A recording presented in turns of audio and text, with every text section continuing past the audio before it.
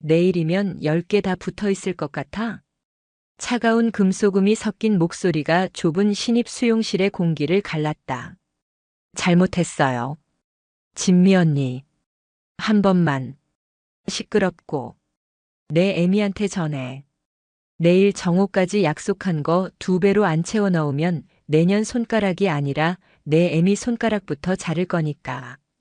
강혜인은 모든 것을 벗은 채 차가운 소독약 냄새가 진동하는 방구석에 서 있었다.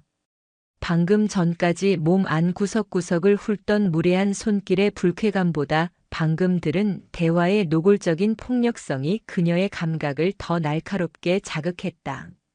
수감번호 2049번. 오늘부로 그녀의 이름은 사라졌다. 707-707 특수임무대대 대테러 심리전 팀장 강혜인 대위라는 이름도 작전 중 알게 된 거물급 인사의 비리를 보고했던 용기도 모두 사라지고 없었다. 남은 것은 국가기밀 유출이라는 누명과 배신감, 그리고 이곳 안양교도소의 푸른 수위뿐이었다. 그녀는 천천히 고개를 들었다. 목소리의 주인은 방진미라고 불린 여자였다. 그녀 역시 똑같은 수의를 입고 있었지만 기이하게도 그 옷은 최고급 비단처럼 보였다. 수의라기엔 이상할 정도로 몸에 딱 맞게 재단되어 있었고 손목에는 교도소 내에서 절대 허용될 리 없는 값비싼 시계가 번쩍였다. 그녀는 심지어 신입 수용실의 딱딱한 벤치에 앉아 여유롭게 손톱을 다듬고 있었다. 그 앞에 무릎 꿇고 떠는 여자는 김소희라는 이름표를 단 어린 수감자였다. 그리고 이 모든 풍경을 바로 옆에서 지켜보는 교도관, 보안과 고 계장이 있었다. 그는 방진미의 협박을 못 들은 척하는 수준이 아니었다. 그는 방진미를 향해 아첨하는 미소를 짓고 있었다. 우리 방 의원님 따님, 또 누가 이렇게 속을 썩이실까? 김소혜, 너 들었지? 방 여사님 말씀 잘 들어야지. 여기서 편하게 지내려면. 계장님. 흑. 저희 엄마 돈 없어요. 그건 내 사정이고. 고 계장은 귀찮다는 듯이 손을 휘저었다. 방진미는 만족스러운 듯 웃으며 자리에서 일어났다. 그녀의 시선이 방구석에 못 박힌 듯 서 있는 강혜인에게 향했다. 위아래로 훑어보는 시선에는 경멸과 호기심이 동시에 담겨 있었다. 신입인가? 싹싹해 보이네. 고 계장, 전현은 어느 방 보낼 거야? 아, 전현. 괘씸한 년이야. 군대 기밀이나 빼돌린 년. 독사방으로 보내야지. 그래. 그럼 내일 모레쯤이면 울면서 싹싹 빌겠네. 방진미가 흥얼거리며 신입 수용실을 나갔다. 교도관이 이끄는 것도 아니었다. 마치 제 집 안방을 거닐 듯 유유히 사라졌다. 강혜인은 눈을 감았다. 모든 정보가 머릿속으로 쏟아져 들어왔다. 교도소의 공식적인 권력은 교도관이다. 하지만 이곳의 실질적인 권력은 방진미라는 VVIP 수감자에게 있다. 그리고 교도관 고 계장은 그 권력의 하수인 혹은 공생관계다. 저들은 약한 수감자들을 협박해 가족들의 돈, 즉 영치금을 갈취하고 있다. 강혜인은 다시 눈을 떴다. 차가운 분노가 심장을 얼렸지만 표정은 미동도 없었다. 작전 중 알게 된 거물급 인사의 비리. 그 거물급 인사가 바로 방진미의 아버지, 현역 국회의원 방 의원이었다. 모든 조각이 맞춰졌다. 그녀는 방 의원의 불법 무기 밀매 정황을 포착했었다. 보고했다. 그리고 다음 날 그녀의 개인 사물함에서 대외비 군사 기밀이 쏟아졌다. 그녀는 완벽한 함정에 빠졌다. 그리고 함정의 마무리는 이곳 안양교도소였다. 자신의 딸이 지배하는 왕국에 자신을 폭로하려던 군인을 던져 넣은 것이다. 죽이거나 혹은 완벽하게 길들여서 폐인으로 만들 생각이었겠지. 강혜인은 입술 끝을 미세하게 비틀었다. 개새끼들. 그녀는 군인이었다. 그 중에서도 가장 특별한 군인. 그녀의 주특기는 총이나 칼이 아니었다. 그녀의 무기는 심리였다. 인질범을 회유하고 테러리스트 조직을 이간질하고 적의 정신을 무너뜨리는 것. 2049번. 뭐해? 안 따라와. 고 계장의 고함에 강혜인은 기계적으로 몸을 돌렸다. 그녀의 머릿속은 이미 새로운 작전 계획으로 가득 차기 시작했다. 이곳은 교도소가 아니었다. 새로운 전장이었다. 그녀가 배정받은 곳은 삼사동 8호실이었다. 일명 독사방이라 불리는 곳이었다. 철문이 열리자 매캐한 땀 냄새와 음식물 쓰레기 냄새가 섞여 코를 찔렀다. 8명이 함께 쓰는 좁은 방 안에는 이미 7명의 수감자가 그녀를 노려보고 있었다. 가장 안쪽 창문 아래 명당 자리를 차지하고 누워있던 여자가 몸을 일으켰다. 날카로운 눈매와 마른 몸, 이름표에는 박용선이라고 적혀 있었지만 방 안의 모두는 그녀를 독사라고 부르는 듯 했다. 신입이네. 군대 기밀 팔아먹은 년이라더니 생긴 건 멀쩡하네. 독사가 강혜인을 위아래로 훑으며 말했다. 강혜인은 아무 말 없이 방 한가운데 섰다. 그녀의 시선은 방 안을 빠르게 스캔했다. 권력 구조, 서열, 물품의 배치, 독사가 1인자, 그 옆에 2명이 2인자 그룹, 문 앞 화장실 옆 가장 좁은 자리에 웅크린 2명이 최하위 서열. 김소희도 이 방이었다면 저 자리에 있었을 것이다. 야, 신입. 룰 몰라? 여기 들어오면 가장 먼저 뭘 해야 하는지. 독사의 오른팔인 듯한 수감자가 침을 뱉으며 다가왔다. 신고식이라고 알지? 내가 군대 물 좀 먹었다고 하니 잘 알겠네. 육중한 몸의 수감자가 강혜인의 어깨를 강하게 밀쳤다. 강혜인은 반보 정도 밀려났지만 2발은 바닥에 뿌리를 내린 듯 굳건했다. 나는 그냥 조용히 지낼 생각이야. 강혜인이 낮고 조용한 목소리로 말했다. 뭐라고? 시발, 2년이 지금. 수감자가 주먹을 치켜드는 순간이었다. 강혜인은 피하지 않았다. 대신 그녀는 정확하게 독사 박용선의 눈을 바라봤다. 그리고 말했다. 나는 방진미 라인 아니야. 고 계장이 보냈고. 이 말은 사실이었다. 하지만 내가 지금 날 건드리면 난 널 물고 늘어질 거야. 팔이 부러지든 내 눈이 뽑히든. 그럼 우린 둘 다 징벌방에 가겠지. 독사의 표정이 미묘하게 변했다. 강혜인은 시선을 돌려 주먹을 든 수감자를 보았다. 그리고 넌. 내가 날 때려서 얻는 건 독사의 칭찬 한마디지만 내가 반격해서 잃는 건 내 이빨 몇 개야. 넌 그 방장 자리 앉고 싶어서 아부하는 것 같은데 징벌방 갔다 오면 내 자리는 저기 화장실 앞이 될걸. 주먹을 든 수감자의 얼굴이 하얗게 질렸다. 그녀는 자신을 꿰뚫어 보는 듯한 강혜인의 눈빛과 자신을 차갑게 노려보는 독사의 시선을 동시에 느꼈다. 방 안의 공기가 얼어붙었다. 이것은 707 심리전의 기본이었다. 다수 안의 개인을 고립시켜라. 독사방이라는 집단이 아니라 독사라는 개인과 행동대원이라는 개인을 분리했다. 그리고 각자의 이해득실을 정확하게 찔렀다. 독사가 입을 열었다. 치워. 신입한테 뭔 짓이야? 네, 언니. 행동대원이 어색하게 주먹을 내렸다. 신입. 너. 독사가 강혜인을 턱짓으로 가리켰다. 저기 6번 자리. 조용히 지낸다는 말 지켜. 6번 자리는 화장실 바로 앞은 아니었지만 입구와 가까운 하위 서열의 자리였다. 강혜인은 말없이 고개를 끄덕이고 자신의 자리로 가 짐을 풀었다. 아니, 풀 짐도 없었다. 모포 한 장이 전부였다. 그녀는 벽에 등을 기댔다. 방 안의 그 누구도 그녀에게 말을 걸지 않았다. 첫 번째 시험은 통과했다. 폭력으로 서열을 잡으려는 무리에게는 폭력보다 더 큰 손실을 감수해야 한다는 공포를 심어주는 것이 가장 효과적이다. 하지만 강혜인은 알았다. 이것은 시작에 불과하다. 이 방의 독사 따위는 거대한 악의 축에 비하면 사소한 걸림돌일 뿐이다. 진짜 적은 방진미와 고계장이다. 그리고 그들을 묶고 있는 검은 유착관계다. 다음 날 강혜인은 교도소 내의 봉제 작업장으로 향했다. 이곳이 바로 고 계장과 방진미의 주된 수입원이라는 것을 직감했다. 작업장은 거대했다. 수백 명의 수감자가 재봉틀 앞에 앉아 쉴 새 없이 원단을 받고 있었다.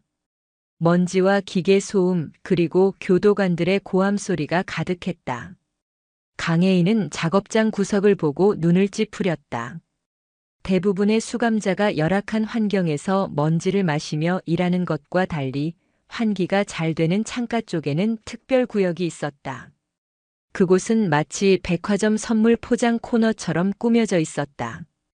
방진미와 그녀의 무리 대여섯 명이 그곳에 앉아 재봉틀 대신 예쁜 상자에 리본을 묶는 포장 작업을 하고 있었다. 그들의 작업대 위에는 교도소에서 반입이 금지된 고급 커피와 과자들이 널려 있었다. 그리고 고 계장은 그들 옆에서 연신 싱글벙글하며 커피를 얻어 마시고 있었다. 2049번. 너도 저기 가서 앉아. 작업반장이 강혜인에게 재봉틀 하나를 배정했다. 강혜인은 말없이 자리에 앉았다. 재봉틀을 다뤄본 적은 없지만 특수임무대에서 낙하산 포대나 군장비를 수선하던 경험이 있었다. 그녀는 기계의 원리를 빠르게 파악하고 원단을 밀어넣기 시작했다. 그녀의 시선은 한 곳에 고정되어 있었다. 오전 작업이 끝나고 점심시간 직전 급여 명세라 불리는 작은 종이 쪽지가 수감자들에게 배부되었다. 이곳에서 일한 대가로 받는 일종의 포인트, 영치금으로 쓸 수 있는 돈이었다. 아주 적은 금액이었지만 수감자들에게는 유일한 수입이었다. 그때 고 계장이 움직였다. 그는 어제 신입 수용실에서 봤던 어린 수감자 김소희에게 다가갔다. 김소희, 너 이리 와봐. 김소희가 겁에 질린 얼굴로 다가갔다. 너 어제 내 어미가 입금하기로 한 거 왜 또 늦었어? 죄송합니다. 정말 돈이 없어서. 시끄러워. 이자 붙는다고 했지? 고 계장은 김소희가 막 받은 급여 명세 쪽지를 빼앗아 들었다. 그리고는 그것을 김소희의 눈앞에서 갈기갈기 찢어버렸다. 이건 이자야 이년아. 방 여사님 심기 불편하게 한 죄. 아, 안 돼요. 그거 제발. 김소희가 찢어진 종이 조각이라도 잡으려는 듯 손을 뻗었지만 고 계장은 그녀의 뺨을 거칠게 후려쳤다. 어딜? 김소희가 바닥에 쓰러져 울음을 터뜨렸다. 작업장의 모든 소음이 순간 멈췄다. 수백 명의 수감자가 그 광경을 지켜봤지만 그 누구도 나서지 못했다. 아니, 고개를 숙이고 못 본 척했다. 방진미는 특별구역에서 그 모습을 보며 재미있는 연극이라도 보듯 낄낄거렸다. 강혜인의 손이 재봉틀 위에서 멈췄다. 2049번. 너 뭐해? 손 안 놀려. 고 계장이 피냄새를 맡은 상어처럼 강혜인에게 다가왔다. 새로운 먹잇감을 찾은 눈빛이었다. 신입인데다 어제 독사방에서 소란을 피울 뻔했다는 보고를 받은 참이었다. 본보기를 보이기에 딱 좋았다. 너 어제 신고식 제대로 안 했다며? 군대 짬밥 먹었다고 배는 게 없나? 고 계장이 강혜인의 어깨를 밀치려 손을 뻗었다. 그때 강혜인이 고개를 들었다. 그녀는 고 계장을 보지 않았다. 그녀는 쓰러져 우는 김소희를 바라보며 고 계장에게 말했다. 계장님, 뭐 이년아. 저렇게 울면 작업 효율이 떨어집니다.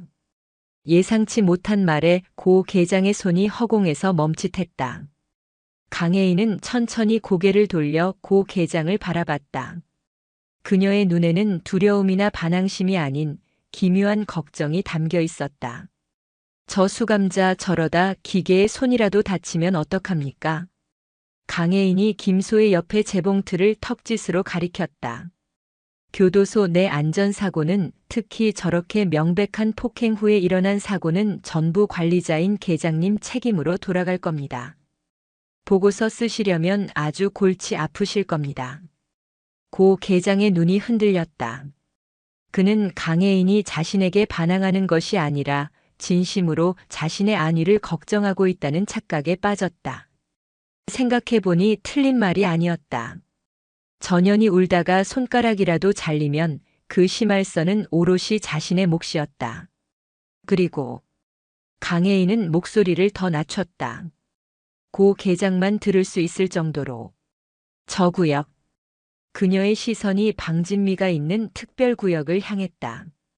저분들은 너무 편해 보입니다. 다른 수감자들의 불만이 쌓이면 그 불만 역시 계장님에게 향할 겁니다. 관리가 소홀하다고요. 저라면 저분들 작업량을 2배로 늘리고 대신 그 성과를 전부 계장님 공으로 돌리겠습니다.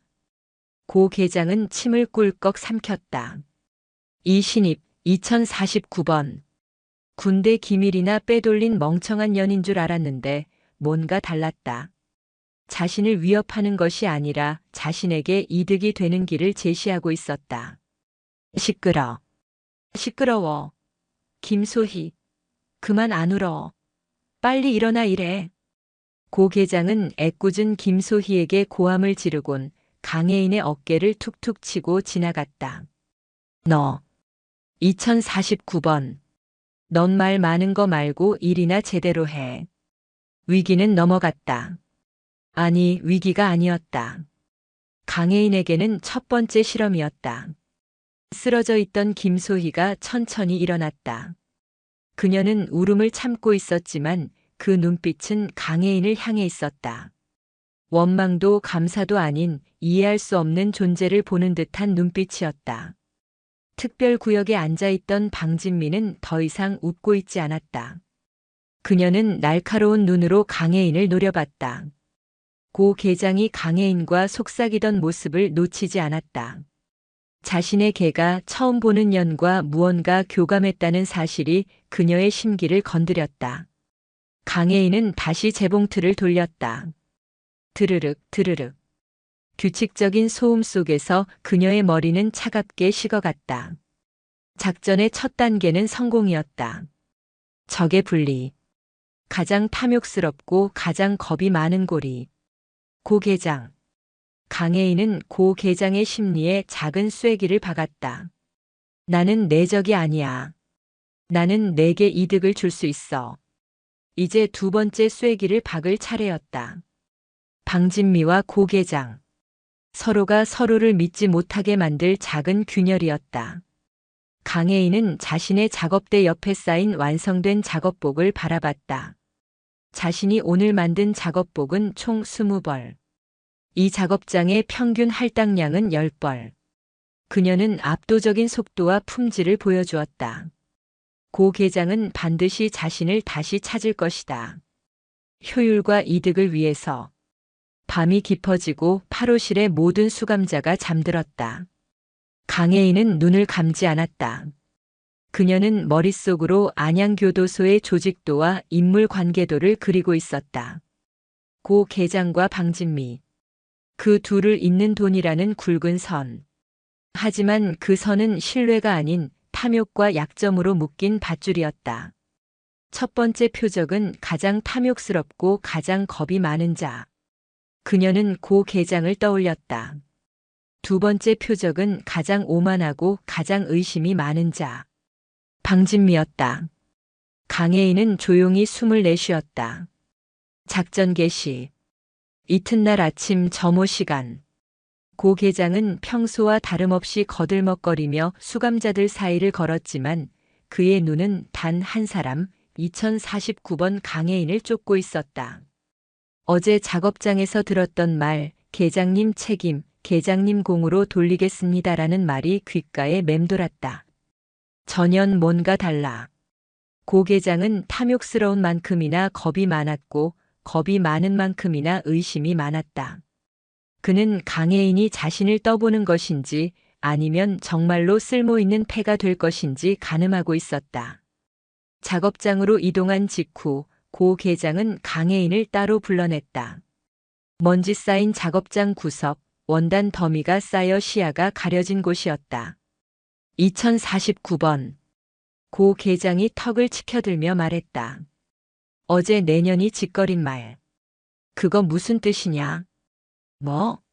저분들 작업량을 늘리고 내공으로 돌려? 강혜인은 조금의 동요도 없이 고 계장의 눈을 마주봤다. 707에서 배운 신문 기법 중 하나는 상대방의 눈동자 미세한 떨림을 읽어 그의 가장 큰 욕망을 파악하는 것이다. 고 계장의 눈에는 돈과 승진에 대한 노골적인 갈망이 번들거렸다. 계장님은 이곳 작업장의 총책임자이십니다. 강혜인이 조용히 입을 열었다. 그런데 지금 작업장은 두 개로 나뉘어 있습니다. 먼지 마시며 일하는 다수와 창가에서 편히 노는 소수. 그게 뭐? 박 여사님이 누군지 몰라. 고 계장이 발끈했지만 목소리는 크지 않았다. 알기 때문에 드리는 말씀입니다. 강혜인은 한 걸음 다가섰다. 목소리는 더 낮아졌다. 다수의 불만은 언젠가 터지게 되어 있습니다. 그게 탄원서가 되든 폭동이 되든 결국 책임은 계장님이 지십니다. 방 의원님이 계장님을 지켜주실 것 같습니까? 아니면 일개 수감자인 방진미가 지켜줄까요? 그들은 꼬리만 자르고 도망갈 겁니다. 고 계장의 얼굴이 하얗게 질렸다. 책임, 꼬리 자르기라는 단어는 그가 가장 두려워하는 것이었다. 그래서 어쩌라고. 질서를 바로잡으셔야 합니다. 강혜인의 목소리는 차분했지만 내용은 파격적이었다. 방진미 수감자에게도 일을 주십시오. 물론 재봉틀 같은 힘든 일이 아닙니다. 일을? 그분이 하실 것 같아? 하실 겁니다. 지금보다 더 큰 명예와 이익을 드린다면. 강혜인은 고 계장이 이해할 수 있도록 천천히 설명했다. 저 특별구역을 특별품질 검사실로 바꾸는 겁니다. 방진미 수감자를 그곳의 품질검사팀장으로 임명하십시오. 품질검사? 네. 재봉틀을 돌리는 대신 완성된 제품을 검사하고 포장하는 일입니다. 지금 하는 리본 묶기와 비슷하지만 공식적인 직함이 생깁니다. 그리고 그 팀의 작업 성과, 즉 불량률 감소와 고급 포장 실적을 따로 집계해서 보고하는 겁니다. 고 계장은 여전히 이해가 안 된다는 표정이었다. 그게 나랑 무슨 상관인데? 계장님은 상부에 이렇게 보고하실 수 있습니다. 강혜인의 눈이 번뜩였다.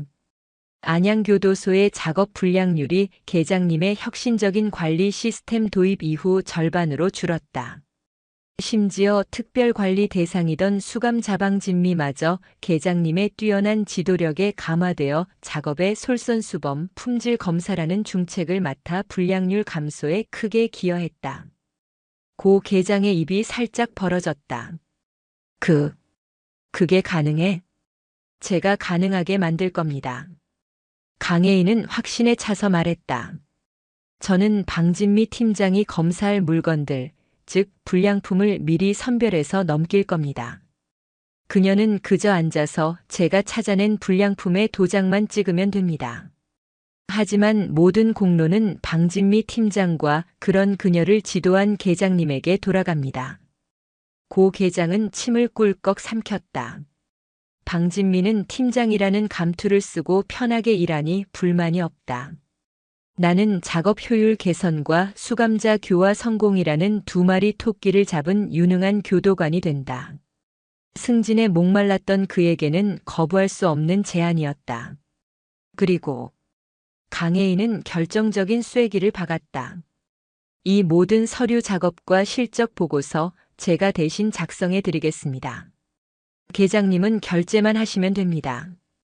군에서 보고서만 쓰던 몸입니다.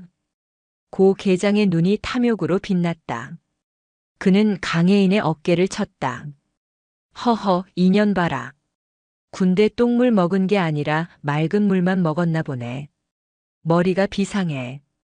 그는 즉시 강혜인의 제안을 받아들였다. 좋아.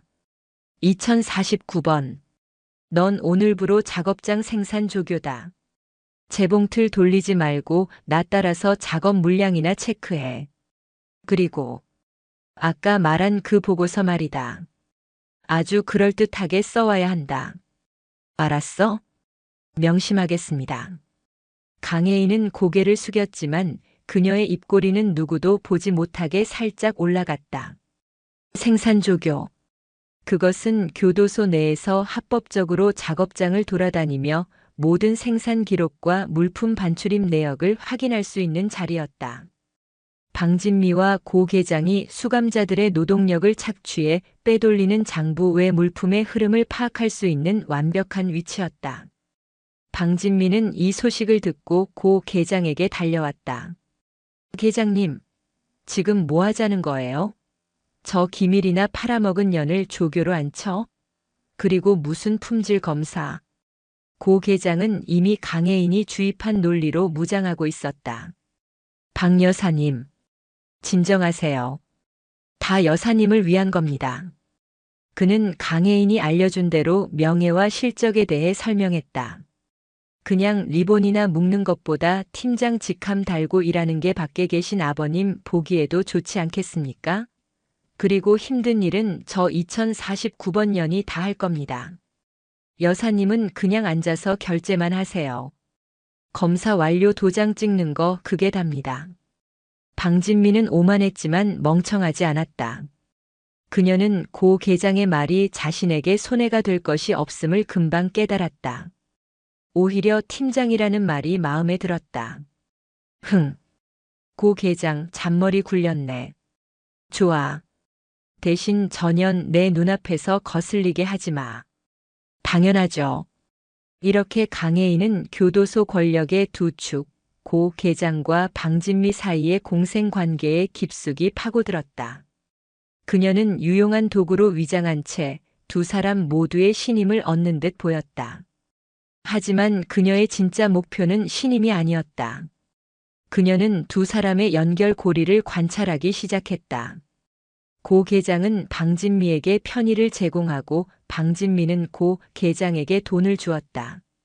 하지만 그 돈은 영치금이라는 합법적인 형태가 아니었다. 그것은 외부에서 방 의원이 직접 꽂아주는 검은 돈이거나 혹은 김소희, 강혜인은 어제 뺨을 맞고 급여 명세를 찢겼던 어린 수감자를 떠올렸다. 약한 수감자들에게서 갈취한 영치금.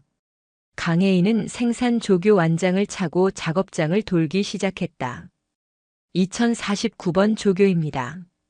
오늘 작업 물량 확인하겠습니다.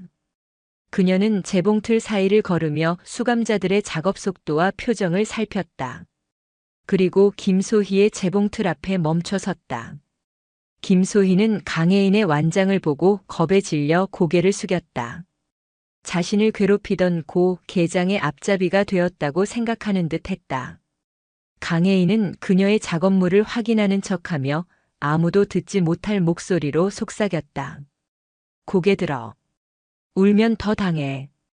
김소희가 놀라 강혜인을 쳐다봤다. 어제 내가 찢긴 급여 명세 얼마였지?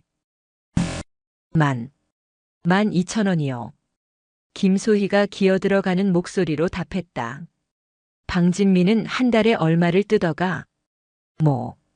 몰라요. 엄마가 알아서 보내요. 안 보내면 저. 김소희의 눈에 다시 눈물이 고였다. 울지 마. 강혜인은 단호하게 말했다. 내가 번 돈, 내가 찢긴 돈. 전부 기록해둬. 날짜, 시간, 금액. 그리고 고 계장이나 방진미 무리가 너에게 협박한 말. 전부. 그런 걸 왜? 기록은 무기가 돼. 내가 기억하지 않으면 아무도 내 피해를 증명해주지 않아. 화장실 갈 때마다 아무도 안 보는 종이 쪼가리에라도 적어. 그리고 외워. 알았어? 강혜인의 목소리에는 상대를 압도하고 복종하게 만드는 힘이 있었다. 김소희는 자기도 모르게 고개를 끄덕였다. 네. 강혜인은 다시 차가운 조교의 얼굴로 돌아와 김소희의 작업물을 들고 큰 소리로 말했다. 2077번. 실밥 처리 엉망이잖아. 집중 안 해? 김소희는 움찔했지만 강혜인의 눈빛을 보고 깨달았다. 저것은 연기였다. 자신을 보호하기 위한, 그리고 더 큰 무언가를 준비하기 위한 연기. 강혜인은 작업장을 계속 돌았다. 그녀의 머릿속에는 새로운 계획이 그려지고 있었다. 고 계장에게는 충성스러운 부하로, 방진미에게는 고 계장이 부리는 편리한 연으로, 그리고 김소희 같은 피해자들에게는 이해할 수 없는 조력자로. 그녀는 여러 개의 가면을 쓰고 전장의 안개 속으로 더 깊이 들어갔다. 밤이 되어 8호실로 돌아왔다. 독사 박용선이 누운 채로 그녀를 노려보고 있었다. 신입. 완장 찾네. 고 계장 똥개라도 되기로 한 거야? 방 안의 모든 시선이 강혜인에게 쏠렸다. 어제와는 또 다른 긴장감이었다. 강혜인은 짐짓 피곤하다는 듯이 자리에 앉았다. 똥개도 주인을 물 줄 알지. 그녀가 박용선을 바라보며 나지막이 말했다. 그리고 난 방진미보다 당신이 더 상대하기 편해. 독사 언니. 박용선의 눈썹이 꿈틀했다. 뭐? 방진미는 교도소 룰을 몰라. 자기 아버지 룰만 알지. 하지만 당신은 이 바닥 룰을 알잖아. 안 그래? 강혜인은 박용선의 자존심을 건드렸다. 이 방에서 당신이 왕인 건 당신이 힘이 세서가 아니야. 당신이 이 안의 규칙을 만들고 지키기 때문이지. 그런데 방진미가 그 규칙을 다 망치고 있어. 박용선은 아무 말도 하지 않았다. 난 그냥 조용히 있다 나가고 싶어. 그러려면 이 교도소가 조용해야겠지. 강혜인은 모포를 뒤집어 썼다. 방진미가 날뛰면 교도소 전체가 시끄러워져. 난 그게 싫어. 당신도 그렇지 않아? 박용선은 대답 대신 등을 돌려누웠다. 하지만 강혜인은 알 수 있었다. 박용선의 머릿속에도 균열이 생겼다. 방진미 대 나박용 설라는 구도에 강혜인이라는 새로운 변수가 끼어들었다. 강혜인은 눈을 감았다. 첫 번째 쐐기는 고 계장의 탐욕에 박혔다. 두 번째 쐐기는 김소희의 공포에, 그리고 세 번째 쐐기는 박용선의 자존심에 박혔다. 이제 이 쐐기들이 각자의 자리에서 거대한 암석을 천천히 쪼갤 차례였다. 생산조교라는 직함은 강혜인에게 날개를 달아주었다. 그녀는 더 이상 8호실과 작업장만 오가는 수감자가 아니었다. 고 계장의 총애를 받는다는 이유로 그녀는 작업 물품 확인을 핑계로 교도소 내의 다른 구역, 특히 창고와 의무실 근처까지 동선을 넓힐 수 있었다.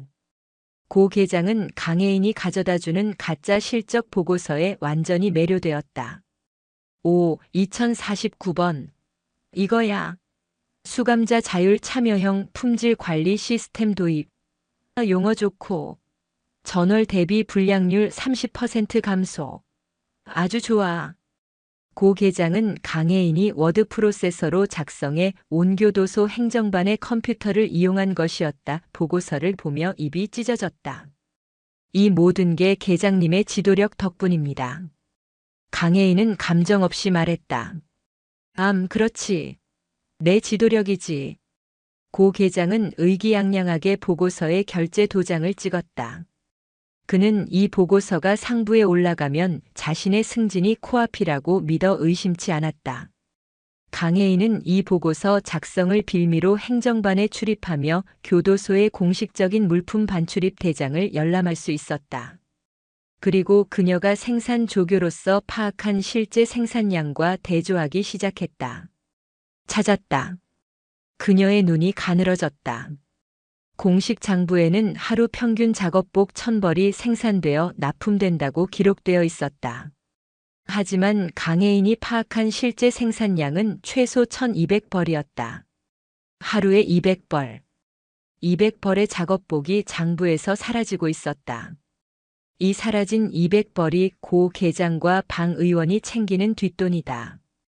이 물량은 교도소 밖의 비밀 창고로 빼돌려져 현금화될 것이 뻔했다. 강혜인은 그 증거, 즉 이중 장부가 반드시 존재할 것이라 확신했다. 그리고 그 장부는 고 계장의 사무실 금고 안에 있을 확률이 높았다. 한편 그녀의 심리전은 다른 곳에서도 착실히 진행되고 있었다. 8호실의 독사 박용선. 그녀는 강혜인이 완장을 찬 이후 그녀를 무시하면서도 예의주시하고 있었다. 콜록, 캑. 박용선은 만성 기관지염을 앓고 있었다. 특히 먼지가 많은 작업장에서 일하고 돌아온 밤이면 기침이 심해져 잠을 설쳤다. 강혜인은 의무실에 들릴 기회가 생겼다. 고 계장의 특별 지시로 방진미가 마실 특제 영양제 물론 불법 반입품을 받아오라는 심부름이었다. 강혜인은 영양제를 챙기면서 의무관에게 말을 걸었다. 저 의무관님, 8호실의 박용선 수감자 기침이 너무 심해서 다른 사람들이 잠을 못 잡니다. 작업 효율도 떨어지고요. 그녀는 또다시 작업 효율을 들먹였다. 의무관은 귀찮다는 듯이 대꾸했다. 약 줬어. 근데 그 여자가 독해서 그런지 잘 안 듣나 보지. 혹시 기관지 확장제 같은 건 없습니까? 흡입식이라도. 강혜인은 군 의무실에서 본 것을 떠올렸다. 그런 건 처방전 있어야 해. 여긴 교도소야. 병원이 아니라. 그럼 최소한 저기 있는 코감 기약이라도 좀. 저거 기침 가라앉히는 성분도 있지 않습니까? 차도가 없으면 작업반을 옮겨야 할 판입니다. 고 계장님 실적에도 안 좋습니다. 고 계장이라는 말에 의무관은 마지못해 코감 기약 몇 알을 툭 던져주었다. 가져가봐. 그날 밤 8호실. 박용선이 또다시 거친 기침을 토해내고 있었다. 콜록. 다른 수감자들이 좀 조용히 좀 해요. 라며 짜증을 냈다. 그때 강혜인이 조용히 일어나 박용선에게 다가갔다. 이거 먹어. 박용선이 날카로운 눈으로 강혜인과 그녀의 손에 들린 약을 노려봤다. 뭐야? 독약이라도 탔냐? 코감기약이야. 기침 가라앉히는 성분도 들어있어. 의무관한테 직접 받았어. 싫으면 말고. 강혜인은 무심하게 약을 그녀 앞에 던져두고 다시 자리로 돌아갔다. 박용선은 한참 동안 약을 노려봤다. 강혜인의 의도를 알 수 없었다. 자신을 회유하려는 것인가? 하지만 기침은 멈추지 않았고 잠은 자야 했다. 그녀는 결국 약을 집어삼켰다. 다음 날 아침 박용선은 평소보다 기침을 덜했다. 그녀는 작업장으로 향하는 강혜인의 뒷모습을 복잡한 눈으로 바라봤다. 이것은 회유가 아니었다.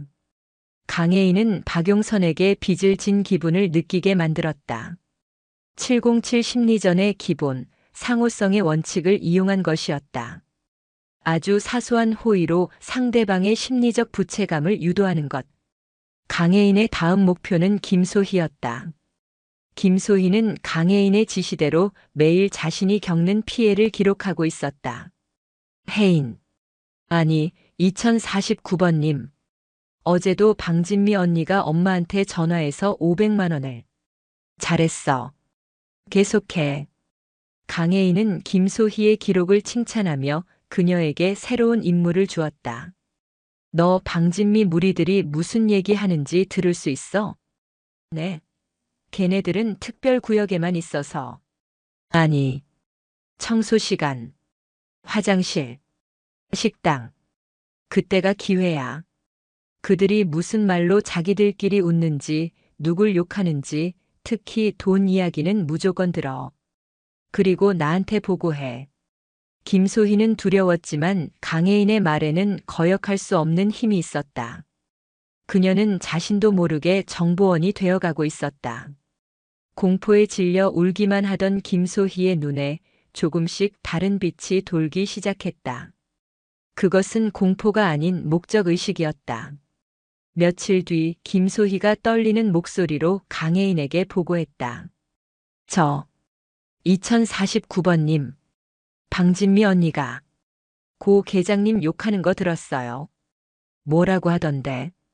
자기 아빠가 고 계장한테 이번에 차 한 대 값은 찔러줬는데 고 계장이 그걸로 만족 못하고 자꾸 징징댄다고. 미친 개새끼 저러다 다 같이 죽지라고. 그랬어요. 강혜인의 입꼬리가 올라갔다. 차 한 대 값. 드디어 구체적인 액수가 나왔다. 그리고 가장 중요한 것. 방진미가 고 계장을 불안 요소로 인식하기 시작했다. 강혜인이 심어놓은 균열이 벌어지고 있었다. 강혜인은 즉시 다음 단계로 넘어갔다. 그녀는 고 계장에게 또 다른 충성스러운 보고를 하러 갔다. 계장님 큰일 났습니다. 강혜인은 평소와 달리 살짝 불안한 기색을 연기했다. 왜 그래? 보고서에 문제 있어? 고 계장이 긴장했다. 그게 아닙니다. 방진미 수감자 말입니다.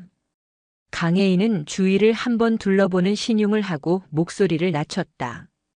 요새 수감자들 사이에서 이상한 소문이 돕니다. 방진미 수감자가 계장님을 믿지 못하고 계장님이 자기 아버지 돈을 횡령한다고 의심한다는 소문입니다. 뭐? 2년이. 내가 뭘 횡령해. 지가 다 받아 처먹었으면서. 고 계장이 길길이 날뛰었다. 강혜인의 이간개가 정확히 먹혀들었다. 쉬. 계장님. 진정하십시오. 강혜인이 그를 말렸다. 그래서 제가 걱정되는 겁니다. 방진미는 오만해서 자기가 무슨 말을 하고 다니는지 모릅니다. 저러다 밖에 있는 방 의원 귀에라도 들어가면 방 의원이 계장님을 정리하려 들지도 모릅니다. 모든 비리를 계장님께 덮어씌우고요. 방진미는 자기 아버지 빽만 믿고 저렇게 날뛰지만 계장님은 아니지 않습니까? 계장님은 계장님의 안전장치가 필요합니다. 안전. 장치? 고 계장의 눈이 흔들렸다. 방진미가 계장님을 통해 어떤 편의를 받았는지, 방 의원에게서 어떤 대가를 받았는지 정확한 기록이 필요합니다. 만일의 사태에 대비해서요. 고 계장은 이미 방 의원과의 거래 내역을 이중 장부로 가지고 있었다. 하지만 그는 그 장부를 강혜인에게 말할 수 없었다. 강혜인은 그걸 알았다. 그래서 그녀는 고 계장이 이미 가진 것을 더 확실하게 만들도록 유도했다. 제가 방진미의 불법 행위들을 따로 정리해서 보고서로 만들어 올리겠습니다. 이건 상부 보고용이 아니라 계장님 개인 금고에 넣어두실 보험입니다. 어떠십니까? 고 계장은 강혜인을 노려봤다. 2년이 내 금고까지 노리나? 의심이 들었지만 강혜인의 논리는 완벽했다. 방진미가 날 의심한다. 방 의원이 날 칠 수 있다. 방어 수단이 필요하다. 내년이. 그걸 왜 해? 저는 계장님 라인이니까요. 강혜인은 담담하게 말했다. 계장님이 무너지면 저도 끝입니다. 저는 그저 만기 출소하고 싶을 뿐입니다. 고 계장은 이 충성에 완전히 넘어갔다. 좋아. 2049번. 역시 넌 머리가 좋아. 대신 그 보험이라는 거. 아주 은밀하게 나만 알아볼 수 있게 만들어와. 그리고 내년도 입 조심해. 물론입니다. 강혜인은 고 계장의 사무실을 나왔다. 그녀는 고 계장이 자신을 시켜 보험용 가짜 장부를 만들게 하고 자신은 그 틈을 이용해 진짜 장부에 접근할 계획이었다. 하지만 지금 고 계장은 강혜인이 가짜 장부를 만드는 동안 진짜 장부를 더 꼼꼼히 숨기거나 확인할 것이다. 강혜인의 진짜 목적은 이것이었다. 고 계장이 진짜 이중 장부를 꺼내보게 만드는 것. 그녀는 장부가 어디 있는지 정확히 몰랐다. 하지만 고 계장 스스로가 그 위치를 알려주게 만들 참이었다. 그날 밤 8호실. 박용선이 강혜인에게 조용히 말을 걸었다. 신입, 너 의무실에서 약 어떻게 가져온 거야? 고 계장 심부름 가는 길에 당신이 시끄럽게 군다고 말했어. 강혜인은 사실대로 말했다. 박용선은 잠시 말이 없다가 입을 열었다. 방진미 말이야. 걔가 요새 특별구역에서 이상한 물건들을 포장해. 강혜인의 귀가 쫑긋했다. 이상한 물건? 작업복이 아니야. 아주 작은 상자들. 꼭 담배나. 아니, 그것보다 더 작은 것들. 박용선이 미간을 좁혔다.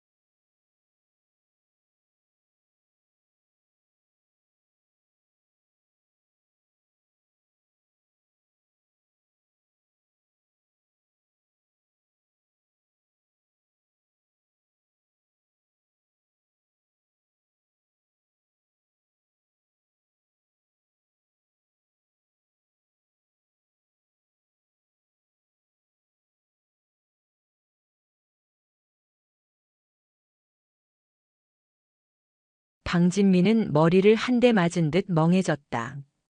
강혜인의 마지막 말은 그녀의 아버지가 가장 경멸하는 배신과 횡령이었다. 만약 고 계장이 아버지에게 따님이 저와 따로 무언가를 이라고 밀고라도 한다면, 혹은 강혜인이 고 계장과 짜고 자신을 밀수의 주범으로 몰고 아버지를 협박하려는 거라면, 방진미의 머릿속은 순식간에 혼돈에 빠졌다. 그녀가 믿었던 고 계장은 자신을 의심해 보험을 든 배신자가 되었고, 자신이 부리던 고 계장은 이제 강혜인과 붙어먹은 적이 되었다. 닥쳐. 이 미친년이. 방진미가 이성을 잃고 강혜인의 뺨을 때리려 손을 날렸다. 강혜인은 피하지 않았다. 그녀는 방진미의 손목을 잡아챘다. 707에서 배운 대테러 진압술이었다. 손목 관절을 정확하게 꺾자 방진미의 입에서 비명이 터져나왔다. 악!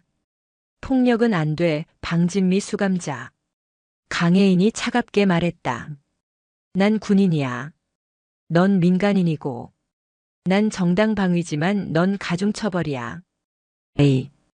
2년이. 고 계장. 뭐해? 전혀 안 잡아놓고. 방진미가 고 계장을 향해 악을 썼다.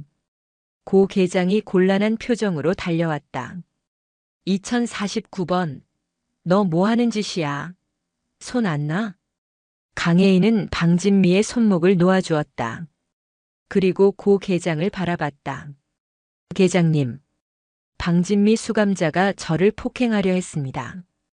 여기 모든 수감자가 목격자입니다. 뭐? 아니. 그게. 고 계장은 당황했다.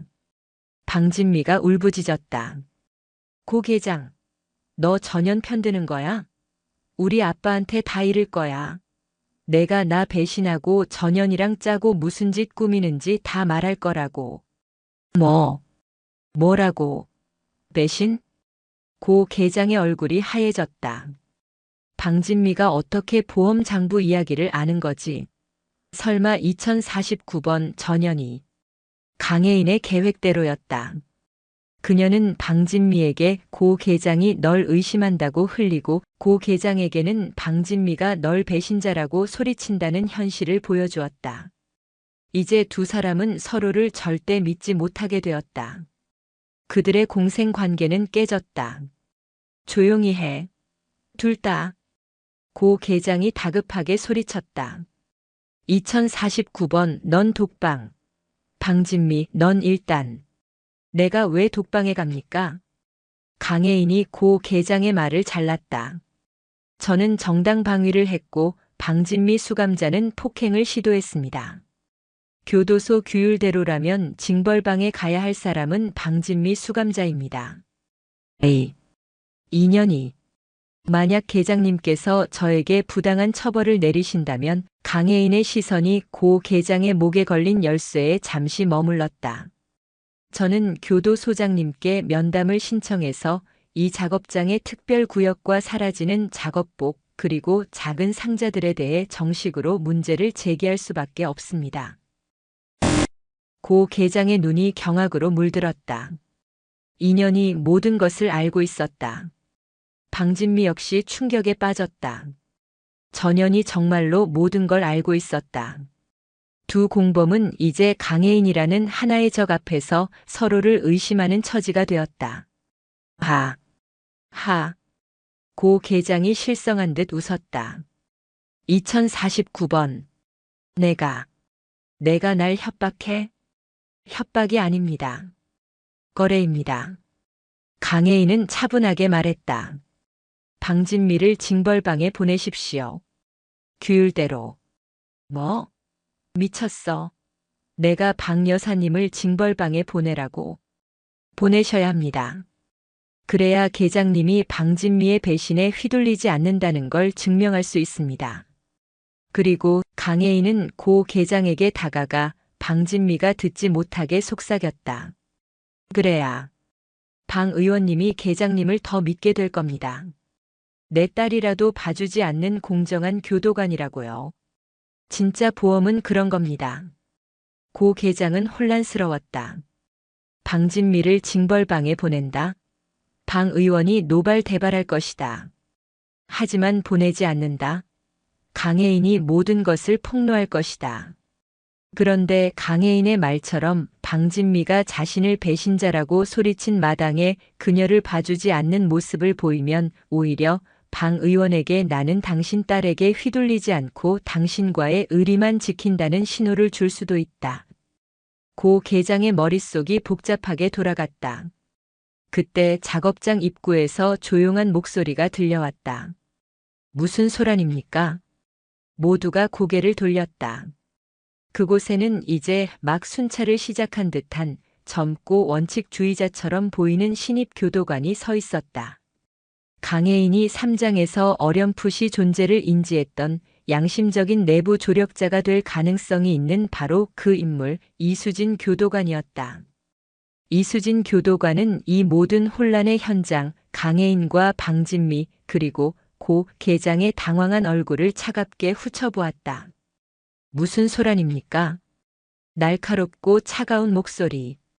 고 계장이나 방진미의 것과는 결이 다른 원칙과 냉정함으로 벼려낸 듯한 목소리였다. 작업장의 모든 시선이 입구로 향했다. 그곳에는 방금 순찰을 시작한 듯한 이수진이라는 이름표를 단 신입 교도관이 서 있었다. 그녀의 눈은 이 모든 혼란의 중심, 즉 고 계장의 당황한 얼굴, 분노로 이성을 잃은 방진미 그리고 그 둘을 꿰뚫어 보듯 고요히 서 있는 강혜인을 차례로 훑었다. 이수진 교도관의 등장은 고 계장에게 마지막 결정타였다. 신입은 언제나 원칙을 앞세우는 법이다. 그리고 저 눈빛. 감찰과라도 연결된 윗선의 끈아풀일지도 모른다는 편집증적인 공포가 고 계장의 등골을 스쳤다. 아, 이 교도관. 순찰 중이었나. 고 계장이 애써 마른 침을 삼키며 웃어 보였다. 별일 아니야. 수감자들끼리 작은 말다툼이. 별일이 아닙니다. 강혜인이 고 계장의 말을 단호하게 끊었다. 그녀는 이수진 교도관을 향해 몸을 돌렸다. 이수진 교도관님. 저는 수감번호 2049번 강혜인입니다. 그녀는 자신의 팔목, 방진미가 잡아챘던 자국이 희미하게 붉어진 곳을 들어보였다. 방금 방진미 수감자가 저를 향해 폭행을 시도했습니다. 이 작업장에 있는 모든 수감자가 목격자입니다. 뭐? 전현희.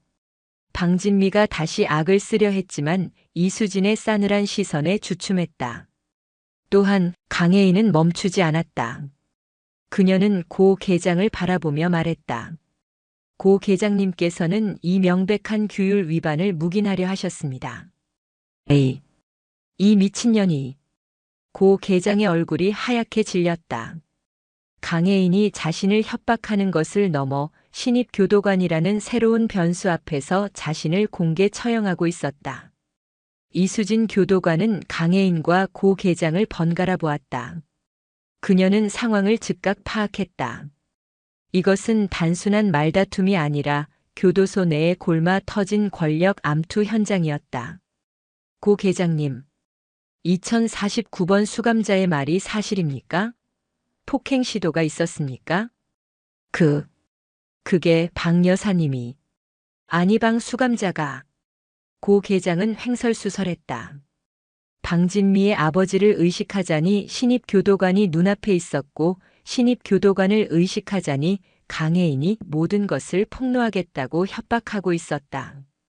그는 강혜인이 파놓은 완벽한 함정에 빠졌다. 강혜인은 고 계장에게 마지막 퇴로를 열어주었다. 교도소 규율집 제15조 사망. 수감자 간의 폭행 및 폭행 시도는 적발 즉시 징벌방 독방 구금 10일 이상에 처한다. 아닙니까, 계장님? 이것은 707 심리전의 합법적 압박이었다. 그녀는 감정에 호소하지 않았다. 그저 규율을 읊었을 뿐이다. 이제 고 계장이 규율을 어기면 그는 신입교도관 이수진 앞에서 직무유기를 인정하는 꼴이 되었다. 고 계장은 이를 악물었다. 저 독사 같은 년. 그는 깨달았다. 지금은 방 의원의 분노보다 당장 눈앞에 이수진과 모든 것을 폭로하려는 강혜인을 막는 것이 우선이었다. 강혜인이 제안한 공정한 교도관 연기를 할 수밖에 없는 무대였다. 맞다. 고 계장이 쥐어짜는 목소리로 말했다. 방진미, 너 수감자 폭행 시도, 교도소 규율 위반이야. 당장 징벌방으로 가. 순간 작업장의 모든 공기가 얼어붙었다. 수백 명의 수감자들이 자신의 귀를 의심했다. 안양교도소의 여왕, VVIP 그 방진미가. 고 계장의 입에서 징벌방이라는 단어가 나오는 것을 살아생전 보게 될 줄은 몰랐다. 방진미조차 잠시 상황을 이해하지 못했다. 뭐? 고 계장, 너 지금 뭐라고 했어? 징벌방? 내가 감히 나한테? 시끄러. 규율은 규율이야. 이 교도관. 고 계장은 이성을 잃고 소리쳤다. 당신이 증인이야. 전현이 2049번을 때리려 한 거, 그리고 내가 공정하게 규율대로 처벌하는 거 똑똑히 봤지. 이수진은 표정 변화 없이 고개를 끄덕였다. 확인했습니다. 끌고 가. 고 계장이 다른 교도관들을 향해 소리쳤다. 이거나. 고 계장, 너 미쳤어? 우리 아빠한테 다 이를 거야. 너 끝났어, 이 개새끼야. 그리고 너 2049번. 내가 너 가만둘 줄 알아. 방진미는 머리채를 풀고 발악했지만 2명의 교도관에게 붙들려 작업장 밖으로 끌려나갔다. 악, 이거 놓으라고. 방진미의 비명소리가 복도 저편으로 사라질 때까지 작업장 안은 그 누구도 숨소리조차 내지 못했다. 여왕이 무너졌다. 강혜인 저 신입수감자가 입수한 지 불과 며칠 만에 철옹성 같던 안양교도소의 권력 구도에 거대한 균열을 만들어낸 것이다.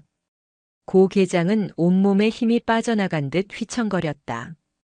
그는 강혜인을 바라보았다. 그 눈에는 분노도 고마움도 아니었다. 오직 공포만이 남아있었다. 전혀는 자신이 감당할 수 있는 존재가 아니었다. 자, 작업 끝. 전원 식당으로 이동해. 고 계장이 도망치듯 작업장을 빠져나갔다. 수감자들이 하나둘 자리에서 일어나 강혜인을 흘깃거리며 작업장을 나섰다. 그들의 눈빛에는 경외와 두려움이 뒤섞여 있었다. 8호실의 독사 박용선은 강혜인의 곁을 지나가며 아주 낮은 목소리로 한마디 던졌다. 너, 보통 년이 아니구나. 근데 독방은 10일이 아니야. 고 계장 저 새끼 방 의원 무서워서 사흘이면 꺼내줄걸. 사흘이면 충분해.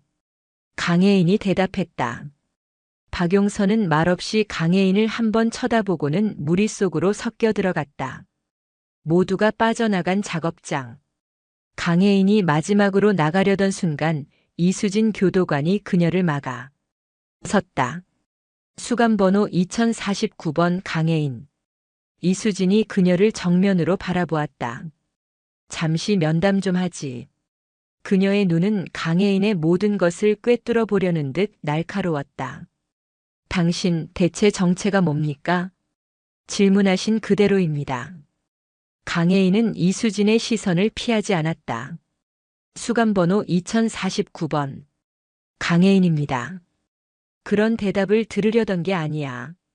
이수진이 작업장 문을 닫았다. 둘만 남은 공간. 당신 군인 출신이더군. 707 특수임무대대. 국가기밀 유출 혐의. 이수진은 그녀의 파일을 이미 확인한 것이었다. 그 혐의는 누명입니다. 그건 법정에서 다룰 문제고. 이수진이 강혜인에게 한 걸음 다가왔다. 난 지금 당신이 여기서 하려는 일이 뭔지 묻는 거야. 당신 아까 고 계장을 완벽하게 가지고 놀았어. 방진미를 징벌방에 보내기 위해 이 모든 판을 짰지. 폭행 유도부터 내 등장까지 전부 계산한 것처럼. 계산하지 않았습니다. 강혜인은 거짓말을 하지 않았다. 이수진 교도관님의 등장은 변수였습니다. 하지만 유리한 변수였죠. 이수진은 잠시 말이 없었다. 당신은 교도소의 질서를 무너뜨리고 있어. 방진미가 무너진 자리에 당신이 새로운 왕이 되려는 건가? 아니요. 강혜인의 목소리는 얼음장처럼 차가웠다. 저는 왕이 되려는 게 아닙니다. 저는 단지 이곳에 썩어 빠진 규칙을 바로잡고 진짜 정의가 무엇인지 보여주려는 겁니다. 교도관님이 지켜야 할 바로 그 규율을 이용해서. 정해? 이수진은 실소를 터뜨렸다. 수감자 입에서 나올 말은 아닌 것 같은데. 그래서 수감자인 제가 하려는 겁니다. 강혜인의 눈이 이수진의 눈을 붙잡았다. 교도관님, 당신은 오늘 저와 고 계장 방진미를 봤습니다. 누가 규율을 지키려 했고 누가 규율을 어겼습니까? 이수진은 대답하지 못했다.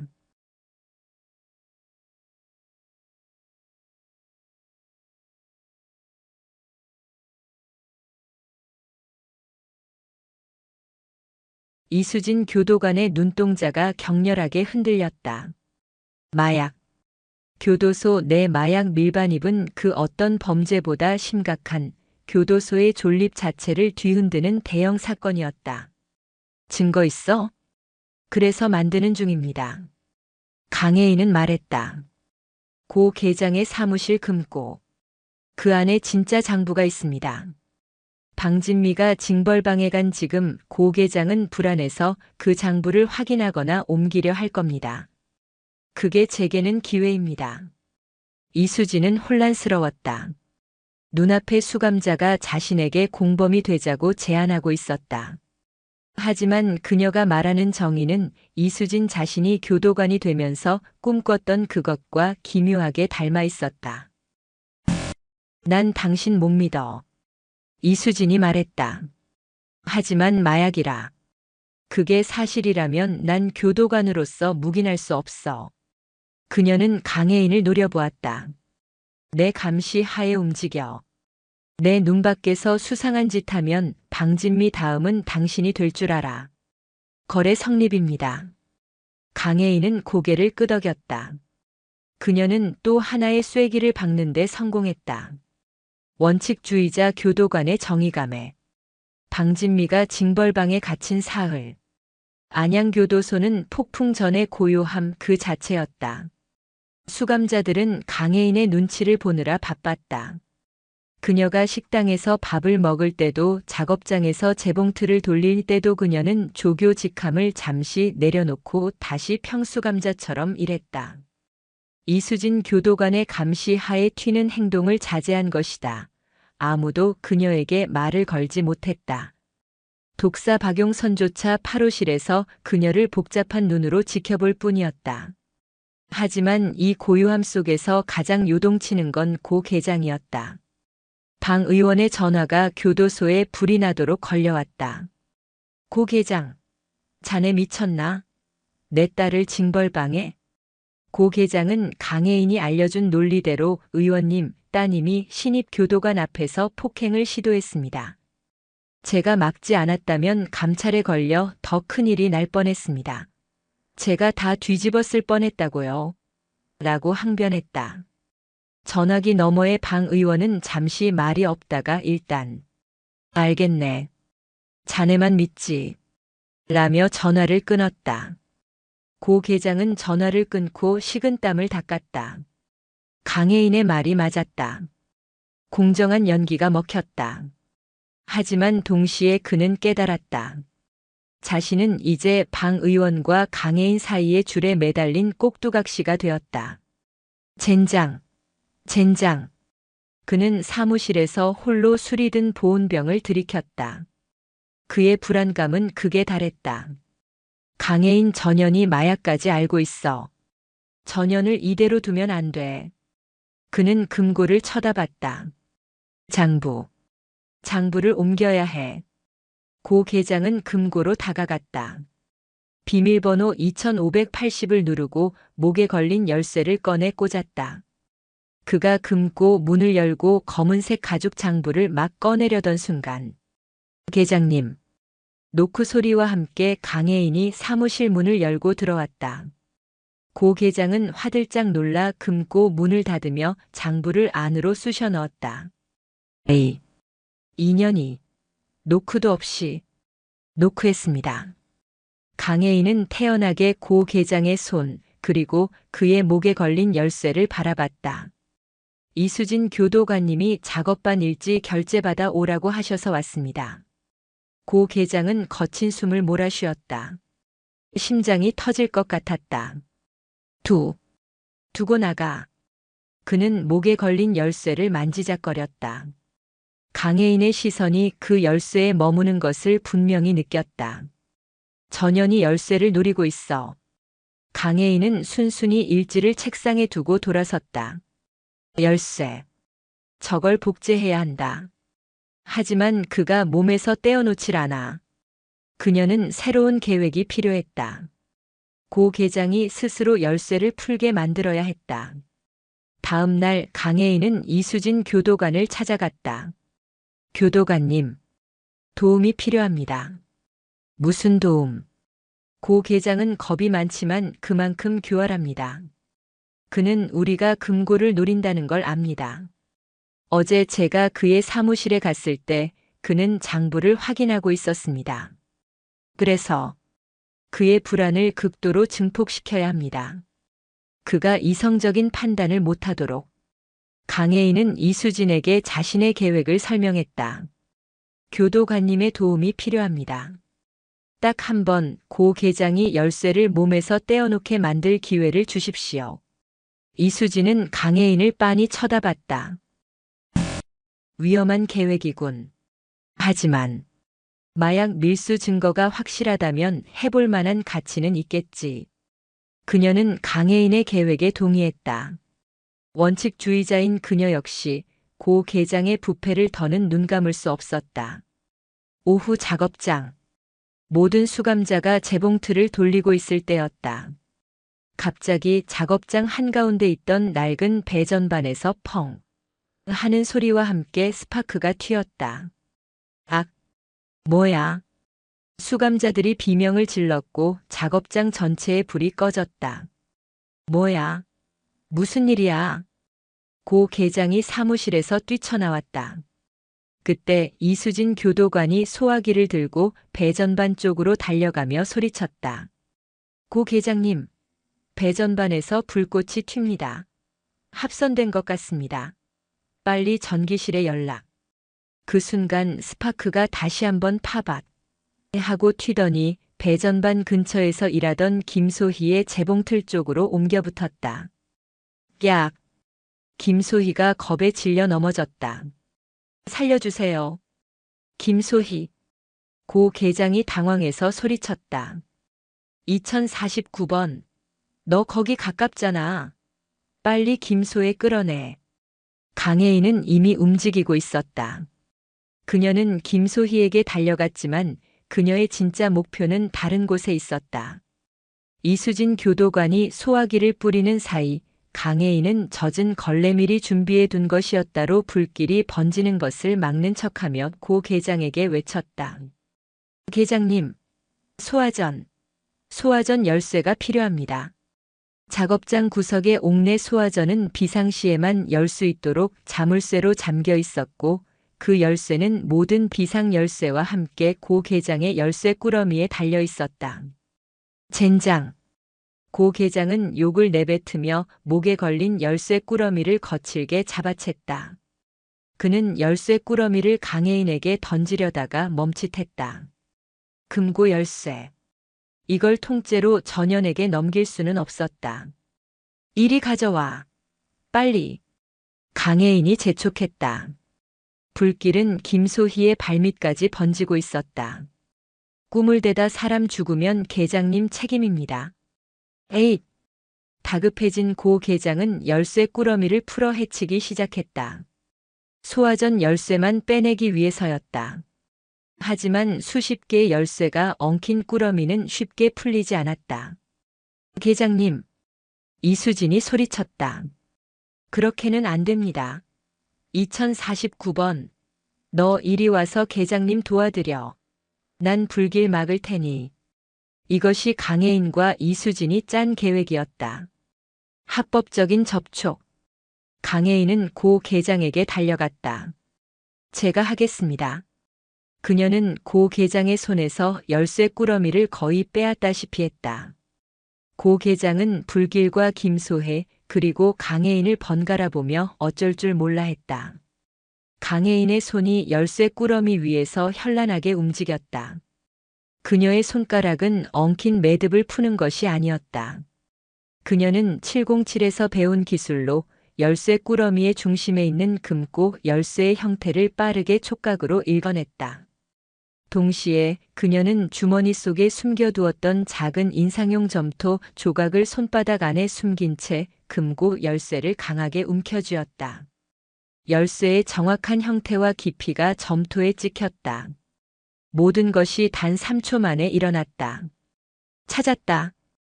강혜인은 소화전 열쇠를 찾아내 고함을 지르고는 열쇠 꾸러미를 고 계장의 가슴팍에 던지듯 돌려주었다. 계장님, 여기요.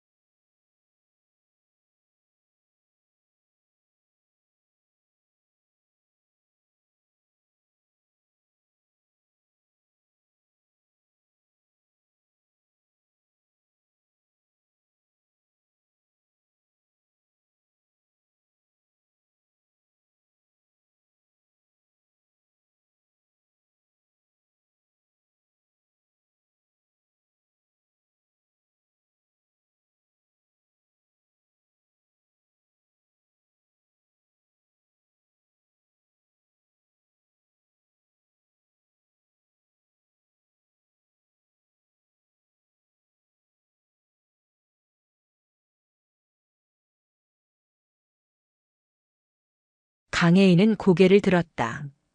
남자들 뒤로 방진미가 서 있었다. 그녀는 사흘 전의 절망적인 모습이 아니었다. 그녀는 비웃고 있었다. 모든 것을 안다는 듯이. 너, 날 건드렸어. 방진미가 강혜인에게 입모양으로 속삭였다. 내가 뺀 금이빨, 내가 다시 박아줄게. 내 눈아래다. 강혜인, 넌 지금부터 특별 격리 조치된다. 감찰반 남자가 말했다. 죄목이 뭡니까? 강혜인이 물었다. 죄목? 남자가 웃었다. 넌 어젯밤 교도관과 내통하여 교도소 직업훈련실을 무단 침입, 용접 장비를 이용해 무기를 제작하려 했다. 또한 교도소 보안 문서를 절도하려 한 혐의다. 강혜인의 머릿속이 차가워졌다. 이수진 교도관이 배신했다. 아니, 이수진 교도관이 잡혔다. 그녀가 외부 변호사에게 연락하기도 전에 디렉터의 손이 먼저 뻗친 것이다. 방진미의 조용한 복수는 고 계장을 치는 것이 아니었다. 자신을 징벌방에 보낸 강혜인과 그녀에게 동조한 이수진 교도관을 한꺼번에 함정에 빠뜨린 것이었다. 끌고 가. 강혜인은 저항하지 않았다. 그녀는 끌려가면서 공포에 질린 김소희와 절망에 빠진 박용선의 얼굴을 보았다. 디렉터. 이 전장은 교도소가 아니었다. 그녀는 처음부터 거대한 적의 소나기 안에서 놀아나고 있었을지도 모른다. 이제 그녀는 모든 증거 카메라를 잃었고 유일한 동맹 이수진도 잃었다. 그리고 무기 제작과 절도 미수라는 새로운 누명까지 뒤집어 썼다. 상황은 최악이었다.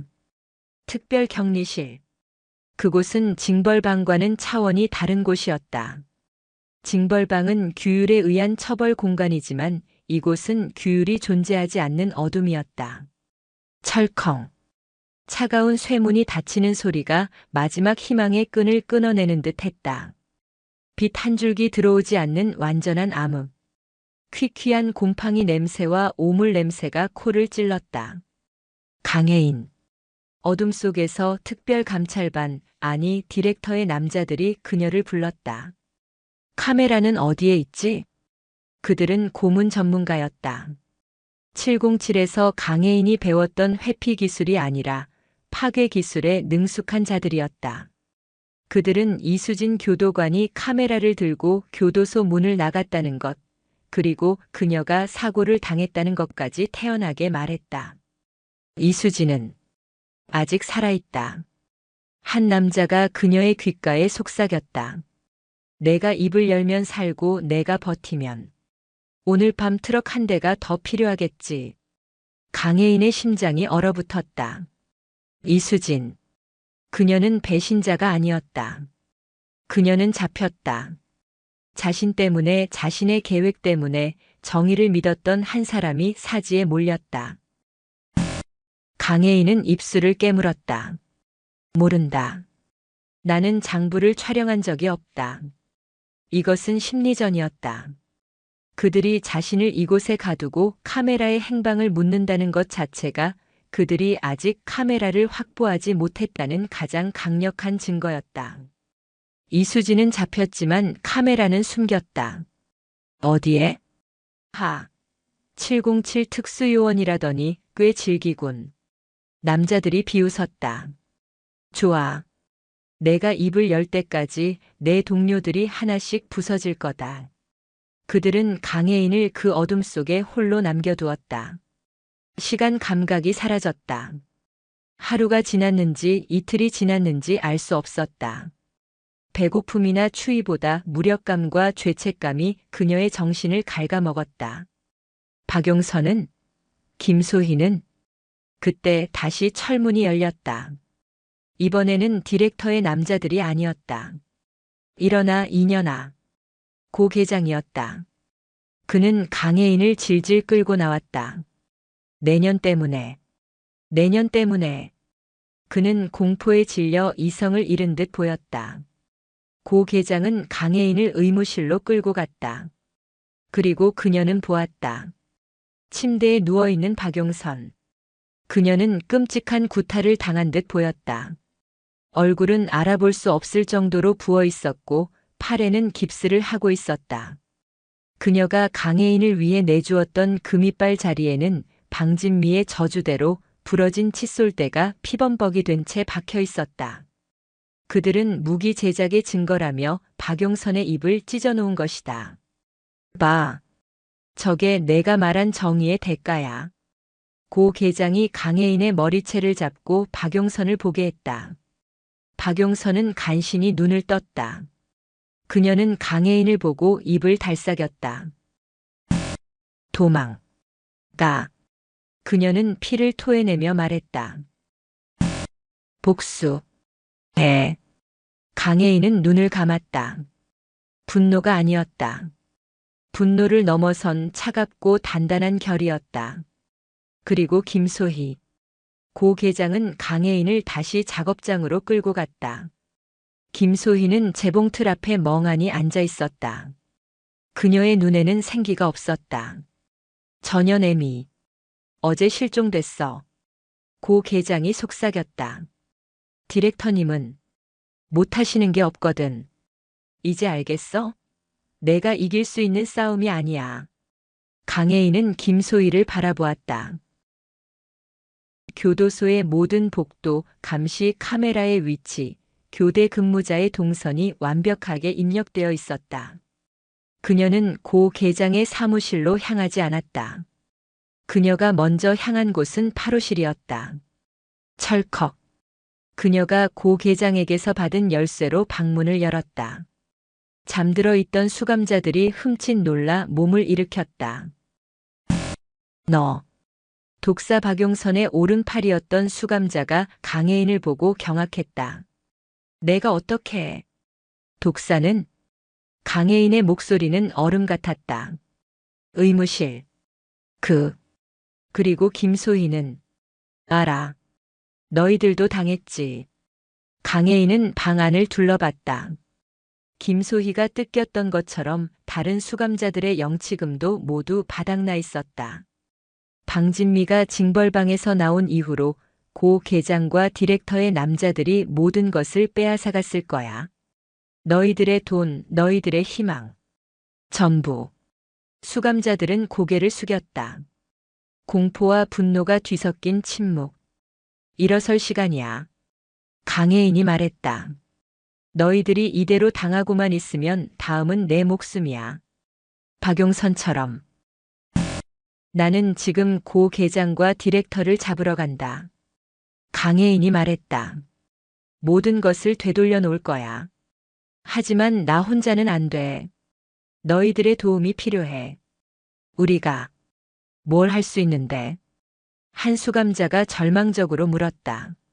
소란. 강혜인이 말했다. 내가 신호를 보내면 이 교도소 전체가 뒤집어질 만한 소란을 일으켜줘. 모든 교도관들이 너희에게 달려오도록. 김소희의 엄마가 사라졌어. 박용선은 죽어가. 다음은 너희야. 그래도 가만히 있을 건가? 박용선의 오른팔이었던 수감자가 일어섰다. 그녀는 박용선의 복수를 원했다. 신호. 신호가 뭔데? 교도소 전체 방송. 강혜인이 말했다. 내 목소리가 들리면 그때 시작해. 강혜인은 다시 어둠 속으로 사라졌다. 그녀가 두 번째로 향한 곳은 의무실이었다. 박용선은 거친 숨을 몰아쉬고 있었다. 강혜인은 그녀의 손을 잡았다. 나왔어. 가. 박용선이 힘겹게 말했다. 나. 죽여. 죽이지 않아. 강혜인이 말했다. 법정에 세울 거야. 내가 증인이 되어야 해. 내가 쓴 칫솔대 그거 증거물로 가져갈게. 강혜인은 박용선의 입에 박혔던 칫솔대 조각 증거물을 챙겼다. 살아있어. 반드시. 이제 마지막 목적지였다. 고 계장의 사무실. 사무실 문은 열려 있었다. 고 계장은 금고를 열어둔 채 검은색 가죽 장부를 손에 들고 떨고 있었다. 왔어. 장부. 강혜인이 손을 내밀었다. 에이, 이걸 주면 나는 어떻게 되는 거야? 고 계장이 장부를 품에 안았다. 디렉터가 날 죽일 거야. 내가 날 지켜줄 수 있어? 못 지켜줘. 강혜인이 냉정하게 말했다. 하지만 당신이 이 장부를 지금 나한테 넘기지 않으면 나는 당신을 디렉터의 공범으로 이 자리에서 죽일 거야. 강혜인은 박용선의 피가 묻은 뾰족한 칫솔대를 꺼내 들었다. 고 계장의 눈이 칫솔대를 보고 공포로 물들었다. 그는 강혜인이 진심이라는 것을 알았다. 자, 여기. 고 계장이 장부를 강혜인에게 던졌다. 가져가. 그리고 날 살려줘. 강혜인은 장부를 펼쳤다. 디렉터의 이름. 스위스 은행 계좌, 마약 반출입 내역, 모든 것이 담겨 있었다. 카메라는 잃었지만 원본을 손에 넣었다. 이제 어쩔 거야? 고 계장이 물었다. 이제 방송을 시작해야지. 강혜인은 고 계장의 사무실에 있는 교도소 내선 전화기를 보았다. 그 전화기에는 비상방송 버튼이 있었다. 미쳤어. 방송을 하면. 그래. 모두가 듣겠지. 강혜인은 비상방송 버튼을 눌렀다. 교도소 전체에 날카로운 알람 소리가 울려 퍼졌다. 에이. 고 계장이 강혜인을 막으려 달려들었다. 강혜인은 그를 피하지 않았다.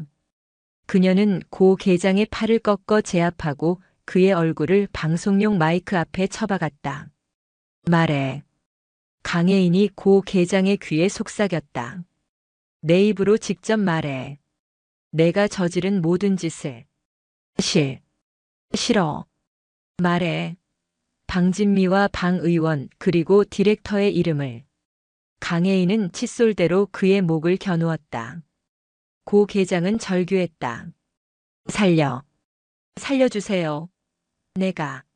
내가 다 말할게요. 강혜인은 마이크를 켰다.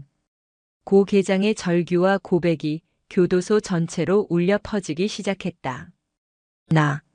나는 보안과 고 계장입니다. 내가 방진미의 사주를 받고 김소희의 영치금을. 그 순간이었다. 우와! 8호실을 시작으로 교도소의 모든 방에서 함성 소리가 터져나왔다. 수감자들이 침대 매트리스를 두들기고 쇠창살을 흔들기 시작했다. 강혜인의 신호.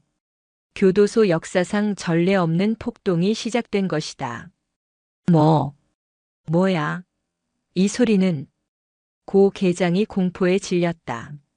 내 죄를 축하하는 소리야. 강혜인은 고 계장을 기절시키고 검은 장부를 품에 안았다. 사무실 밖 복도는 이미 아수라장이었다.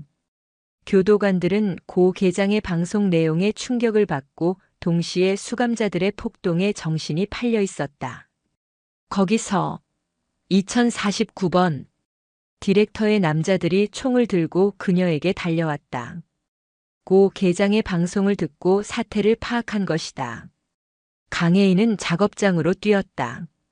그녀가 불을 질렀던 바로 그 배전반. 그녀는 비상벨을 깨고 모든 전선을 하나로 합선시켰다. 펑! 엄청난 스파크와 함께 교도소의 모든 전기가 나갔다. 다시 암흑이 찾아왔다. 하지만 이번에는 강혜인이 모든 것을 지배하는 그녀의 어둠이었다. 707 특수부대의 야간 침투 훈련. 강혜인은 어둠 속에서 눈을 뜬 맹수였다. 전현을 찾아. 디렉터의 남자들이 손전등을 비추며 소리쳤다. 강혜인은 재봉틀 사이를 소리 없이 이동했다. 그녀는 손전등 빛을 향해 달려들었다. 컥. 한 놈. 두 놈. 그녀는 총을 쓰지 않았다. 오직 707에서 배운 맨손 격투술로 어둠 속의 적들을 하나씩 무력화시켰다. 마지막 남은 한 놈. 그는 총을 강혜인에게 겨누었다. 움직이지 마, 탕. 총성이 울렸다. 하지만 총알은 강혜인을 빗나갔다. 어둠 속에서 누군가가 남자의 팔을 덮쳤다. 강혜인이 그 틈을 놓치지 않고 남자를 제압했다. 누구야? 강혜인이 어둠 속에 물었다. 빛. 갚으러 왔다. 어둠 속에서 방진미가 서 있었다. 그녀는 징벌방에서 나온 이후 모든 것을 포기한 게 아니었다. 그녀는 디렉터가 자신의 아버지, 방 의원마저 정리하려 한다는 것을 알게 된 것이다. 그녀는 아버지를 배신한 디렉터에게 복수하기 위해, 그리고 이 지옥에서 살아남기 위해 자신의 가장 큰 적이었던 강혜인을 도운 것이다. 장부. 그 장부. 디렉터의 모든 것이야. 방진미가 말했다. 그걸로 그 새끼를 끝내줘. 우리 아빠는 내가 알아서 할게. 강혜인은 방진미를 바라보았다. 적의 적은 동지였다. 좋아. 그때 교도소 밖에서 사이렌 소리가 들려오기 시작했다.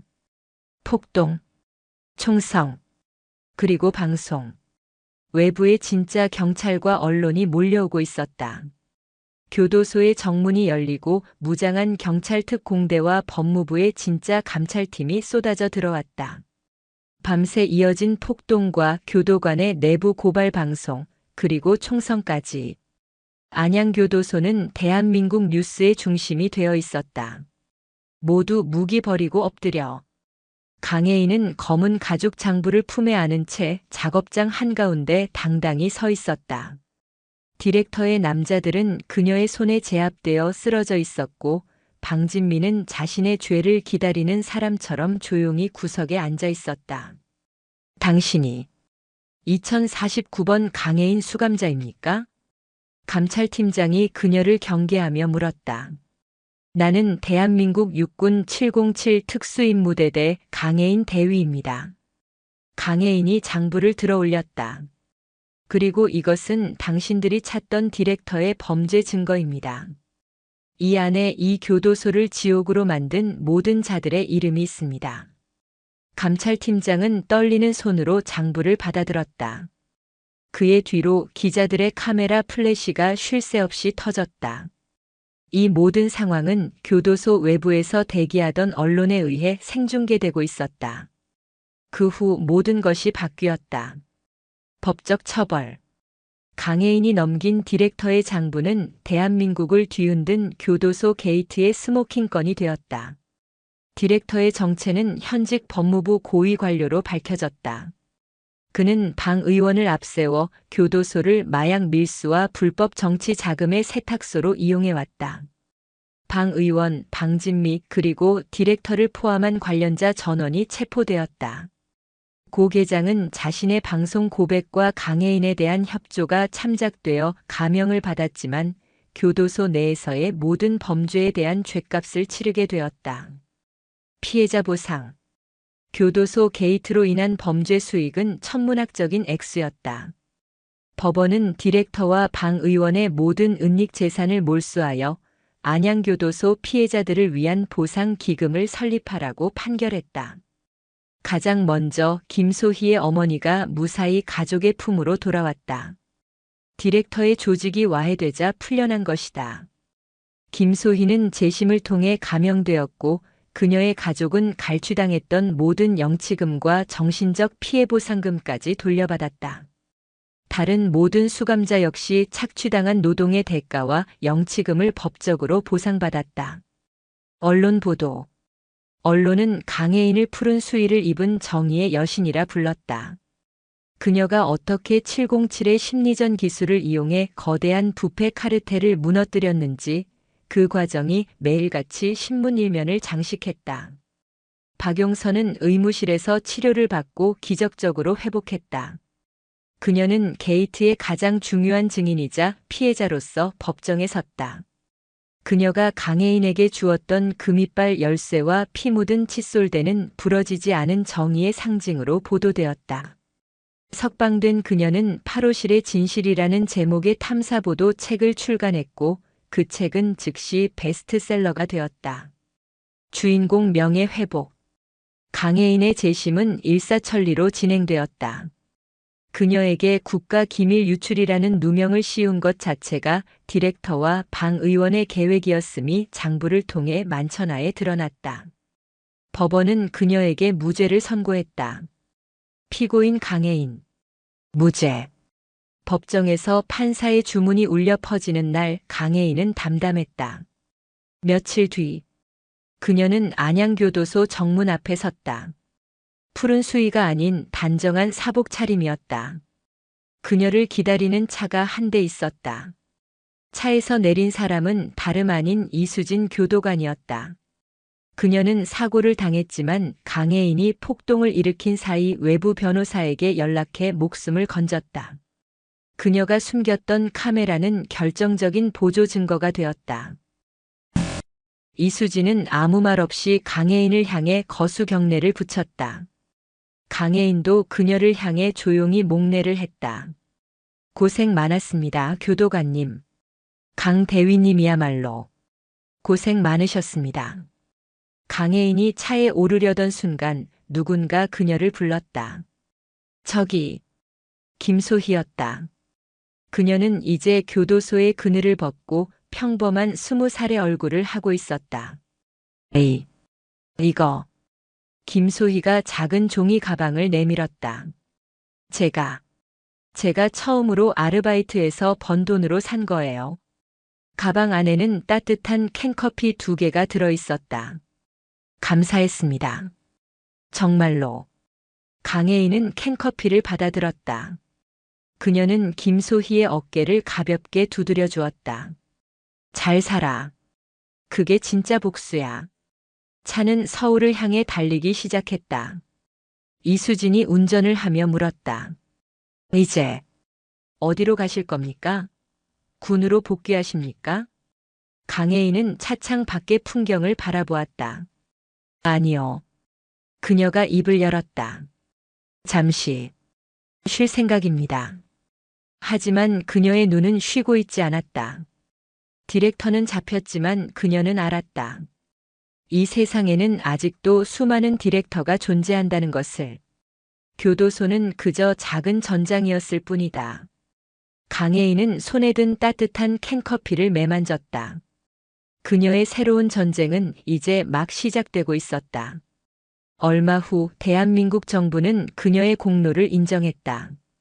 국가 기밀 유출이라는 오명을 벗은 그녀에게 용감한 시민 표창과 함께 군의 명예를 회복시킨 공로로 명예회복 훈장이 수여되었다. 훈장 수여식 날 단상에 오른 강혜인은 카메라를 향해 말했다. 정의는 아주 작은 균열에서 시작됩니다. 그 균열을 포기하지 않는 한 언젠가 그 썩은 벽은 반드시 무너집니다. 그녀의 말은 교도소 게이트를 통쾌하게 마무리 짓는 동시에 이 땅의 모든 부조리에 맞서는 이들에게 보내는 경고이자 희망의 메시지가 되었다.